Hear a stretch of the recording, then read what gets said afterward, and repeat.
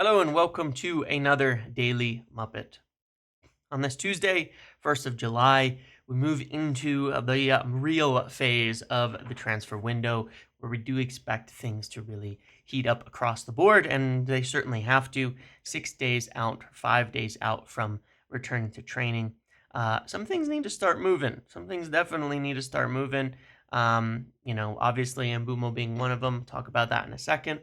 But the rest of the deals need to start happening soon, as over the next 2-3 weeks, we need to see more than just Mbeumo come in the door. We need to see a lot of other things happen, a lot of other things get done, and a lot of other things even be close.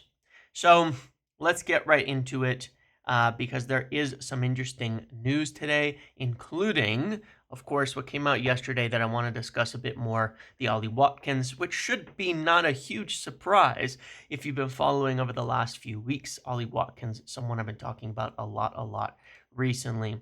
So on Ollie Watkins, obviously you have the information come out from Laurie Whitwell at The Athletic that United had made some checks on a potential deal for him. This confirmed by some others as well, that United are exploring the conditions of a deal for Ollie Watkins. At this point, just exploring, checking, making some basic look-ins at him. Not a surprise at all. As I said in recent days, as I said in the transfer summary video on Sunday, Ollie Watkins is a player United have liked and kept tabs on, and is one I would not have been surprised that they turned to. And for a few reasons that I want to share. And I want to go back to just quickly this kind of piece that I've looked at, that I read a long time ago, that I've shared on video on Ollie Watkins as well. And I take it into mind, and I kept mentioning Watkins, not just because, of course, he fits, but because there's always been, and has been for some time, genuine interest at United, and had been suggested at me he's a player that they could turn to look at later on, among others, to be fair, but he is one. And it's this thread in particular, talking about this power forward archetype that this account put together and did a whole article on. And it's about Victor Gyökeres, of course, which is at this stage still the striker that Ruben Amorim would prefer to bring in. It is his ideal player. It is the guy he would like, but it also explains what he wants in a striker. It talks about how, it shows charts showing, of course, that, that the intensity of the Premier League has gotten higher and higher. More runs, more sprints, more activity, all of that. It talks about Victor Gyökeres, talks about his, sprints and things like that, how often he runs. And the explanation and the point of this being, they call him this power forward archetype, is a striker who loves to run constantly. Tons of sprints, tons of runs in the channel, ability to do that really well. Victor Gyökeres does it more than anyone, never stops churning, never stops burning on that. However, when you start to look at other names involved who are similar, striker, runs received, and the other axis is percentage leading to a shot, you can see that, guys like Haaland, Šeško don't make too many runs, but Haaland gets a lot of percentage, obviously. And you can see that this is kind of the problem here. Extremely low number of runs. Ruben Amorim wants a striker making constant runs. So you start to move to the right side and you see some interesting names pop up. Darwin Núñez. Look, all I'm saying about that is, as I said before, he would actually fit really well. Not that he's the right player to sign, can't finish, problems with so many reasons, also coming from Liverpool, we're just not going to sign him. But archetypally, he is the right type of striker for Ruben Amorim's system, constant movement. And you start to see Ollie Watkins show up here. And you start to see him show up in this one, and you look at the next one, and you see him again, Ollie Watkins. And I pointed out at that time that when you read the article itself, you'll find that, their whole piece, that Ollie Watkins is, in fact, actually quite a good fit for this type of player, for this style. And what I've looked at, where I look at something like a Ekitike and say, hey, that doesn't really make particular sense for Ruben Amorim, is if you're recruiting to play a certain way, your forwards should match that, right? If you're trying to buy a target and you can't get that target, then the next one should match that. Now, Liam Delap is probably a similar player. I've shared my feelings on this before. I don't think he's ready. I was reading and watching some of the Chelsea stuff in the Club World Cup and some of the analysis from people who watch them and some people over there, and a lot of them are saying the same thing. When Delap has space, he's really good, and he makes a lot of those runs, and can be a very good counterattacking player. But he's really not refined when it comes to playing within possession, and that was my concern with Liam Delap in particular. But as to fit, he makes a lot of sense. Thrives again running with the ball, running into space, running in the channels. Well, that's Victor Gyökeres, but more refined, and that's Ollie Watkins.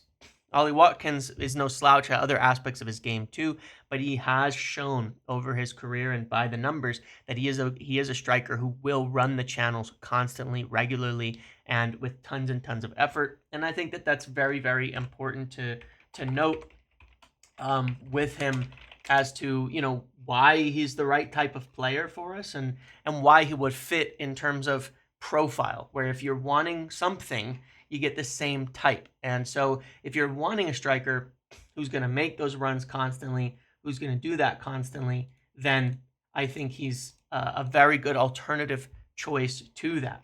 And a couple of myths I would suggest around him that have been out there as well. A lot of people were saying he got benched by Rashford. He's been crap. He's been this and that. This is his end of season run. Last season, this looks pretty damn good to me. He scored a lot of goals, a lot of back-to-back goals, a lot of assists. He only didn't start 3 games. I don't know what to say. I don't know where this idea comes from that he's bad. He supposedly missed 1 game of muscle injury. He, I don't know, and missed a couple of games in the EFL Cup. Yeah, this is a pretty good record when you look at goals and assists. In the run-in after this whole time. I think that some people get caught up in narratives too often. On the numbers as a whole, over the last 5 years, Ollie Watkins has the 3rd most goals in the Premier League. He also has, the 3rd most goals and assists in the Premier League. He also has the 7th most assists in the Premier League. And one thing that should be noted is he's doing this while down in 12th in terms of touches. All right. He's also hit the woodwork 20 times, most in the league over that period of time. So quite impressive when you look at his goals, only below Salah and Haaland, among the elite in terms of goals and assists, among the elite, and doing so with really the fewest touches, bar perhaps Harry Kane. But quite impressive in that respect as to what he's doing, what he's done. He's not just a goal scorer, but obviously as well a top creator and player as well. Certainly not a player you turn your nose up if he's available, and he pretty much might be.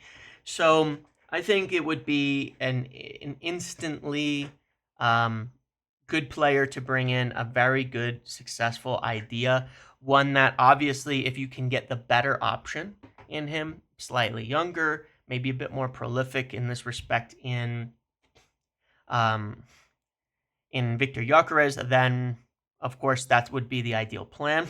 But Ollie Watkins makes for a very, very strong alternative. Now, I understand the concerns over his age and things like that, and that it doesn't totally match.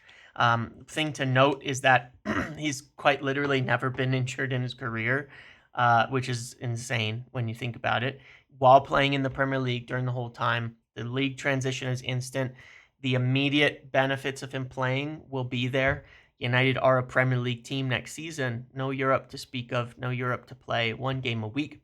What Ollie Watkins gives you, in my opinion, and where there's a thinking that it can work as far as a striker goes, is he gives you the time to evaluate. Even if you get him only for 3 years successfully, like if he's only a starting level player for 2 to 3 years, that's okay. That's okay as long as you're not handing him $350,000 a week or something crazy like that. If he's getting an ordinary contract, he's not going to get some huge contract somewhere else. He's not coming from Madrid where he was on $400,000 like Casemiro. I've seen that comparison made. Then it's not the same scenario at all. What I look at with him is as he ages, you look at like a more experienced Cavani type as he came in. That can be his role later on.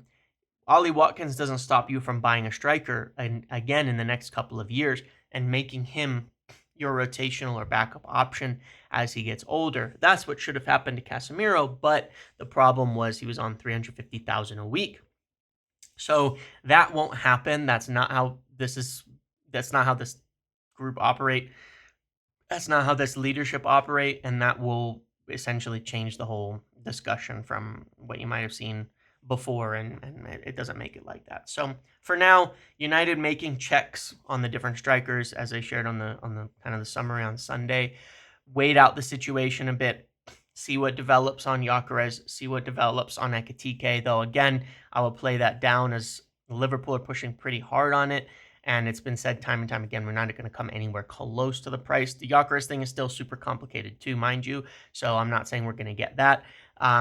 But Ollie Watkins makes for a very, very suitable and good alternative that could really provide something of value for United, help fit the front three extremely well, give us one of the best attacks in the league at the moment. When you look at it, 3 of the top 8 attackers in the Premier League, Watkins, Mbeumo, and Cunha last season, by the numbers, 3 of the top 8 goal scorers.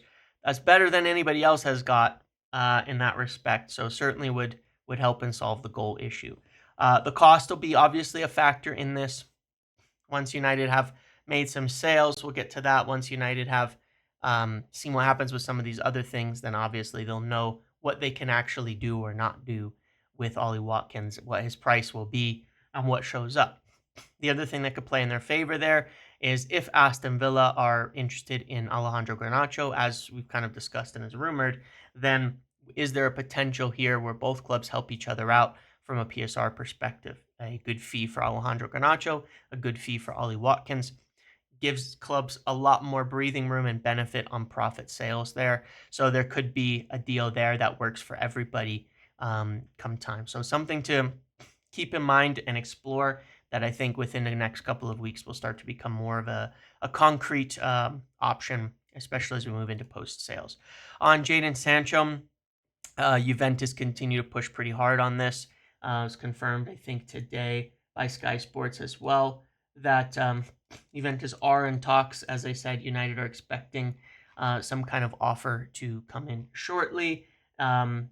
Sky Sports saying that there have been club-to-club discussions over this now, and in talks with Sancho. And it's a difficult deal in a sense that he's going to have to accept lower personal terms and things, but it is something that is happening, and in progress. And United are expecting to get some kind of offer here from Juventus to try and move this a bit forward, as they are strongly interested in pursuing it and pushing ahead with a deal. Just looking to see if I can find this. So yeah, right now Juventus the best one. As I said before, Napoli have kind of stepped away. Here we go. Let's look at this really quickly. Juventus continue to work on a deal to sign Sancho. Club contacts are ongoing with us wanting to 25 million. Not easy, as he has to take a pay cut. They're in dialogue with him. And again, I've reported that Napoli have cooled their interest. So as I shared before, that's essentially what's happening there. Juventus pushing forward to, and United are expecting some sort of offer from Juventus on Sancho soon based on the club dialogue that's ongoing. Meanwhile, Napoli have refused to kind of match up and meet with Sancho's kind of demands. They haven't raised their fees or things, so there's still a gap there. And Fenerbahce have moved away from it pretty much entirely now. So our hopes lie here on Juventus to get something done on this front, but they are strongly interested in pushing. Diego Leon travels to Manchester today, been pictured at the airport as well, and he's made some interesting comments that I rate really highly. He essentially said that everybody expects that I'm going to go on loan, but I don't have that mindset. I think I'll play 1 to 2 games in the preseason, impress them, and smash it and be right in the team. Well, I like that mentality, and frankly, I don't have any doubts. Having watched as much as I could of Diego Leon, which isn't a ton, he is top mentality, very, very physical, very advanced in terms of his age and physical profile as a footballer. And I would not be surprised if he comes in and they go, wow, holy shit. This guy knows how to play. This guy knows how to play. This guy knows what he's doing. This guy is ready for the men's game and stays within the first team. As one of those left backs that we have, because we've got a few options over there.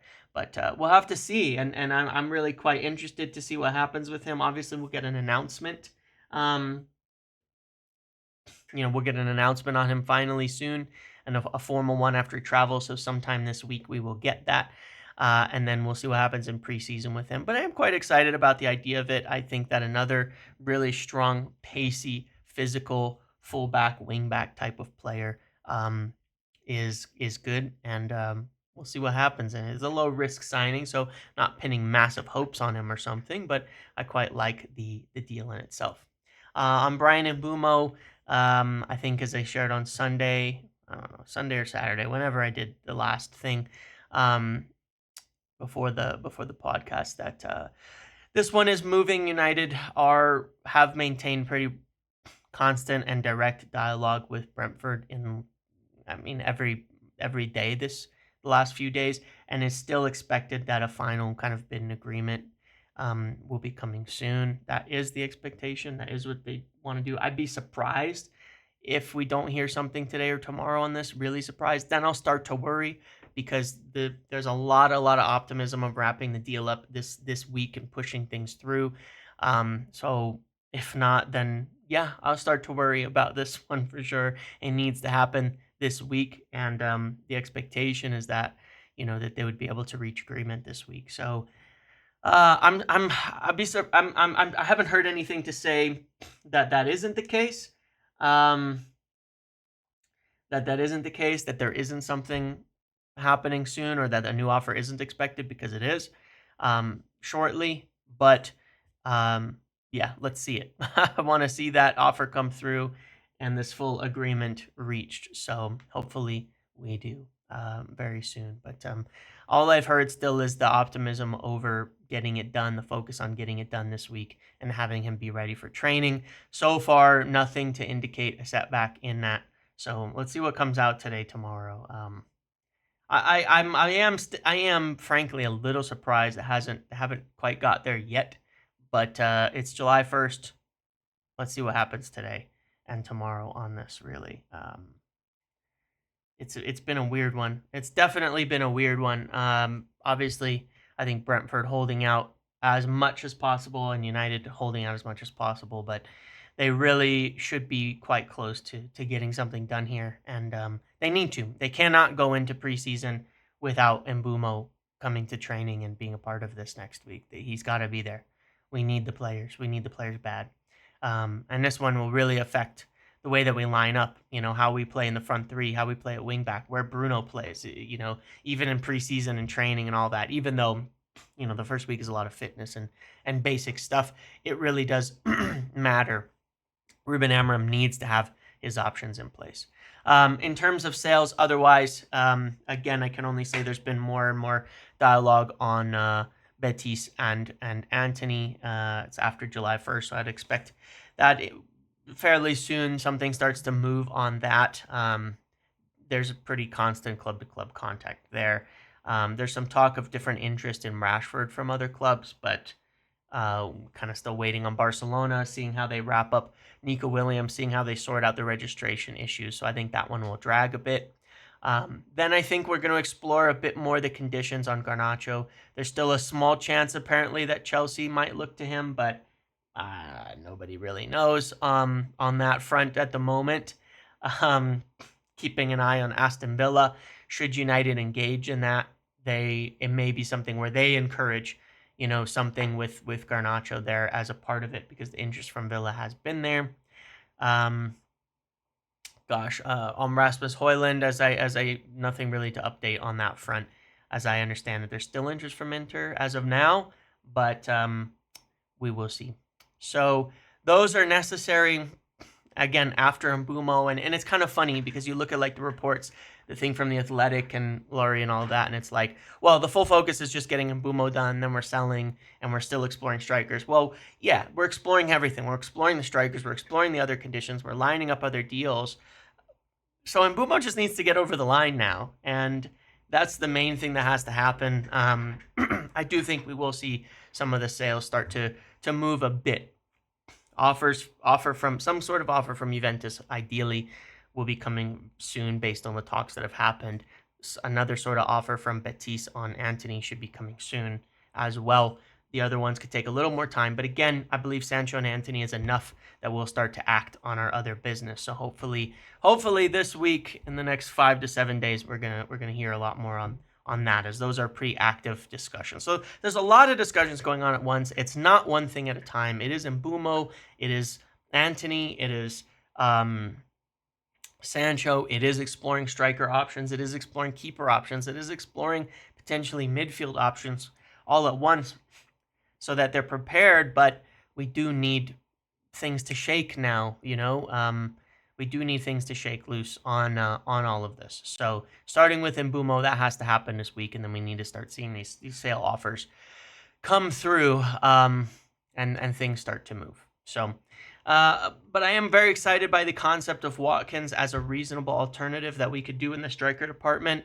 100% take him on a reasonable deal, regardless. Absolutely take him. If that's the backup plan, to me, it's a very good one.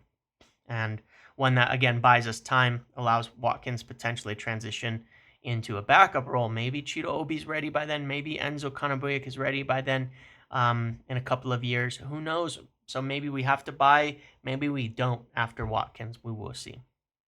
That's what mostly I have here. And other slightly more personal news. Yeah, I mentioned very slightly at the beginning of the podcast yesterday, but I had a little health thing on Sunday night.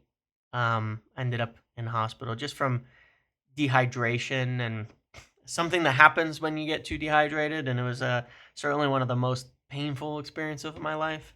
But I am okay. Nothing serious, nothing life threatening, nothing like that. But we're certainly going to see, the big caffeine drinks and things replaced by big water drinks for the videos and lives, and remind me to drink as much water as possible. And the same goes for all of you. Stay hydrated. I know it's been hot over in the UK as well. But yeah, thank you guys for watching. Appreciate it. Make sure to like, comment, subscribe, turn notifications on. I'll see you in the next video.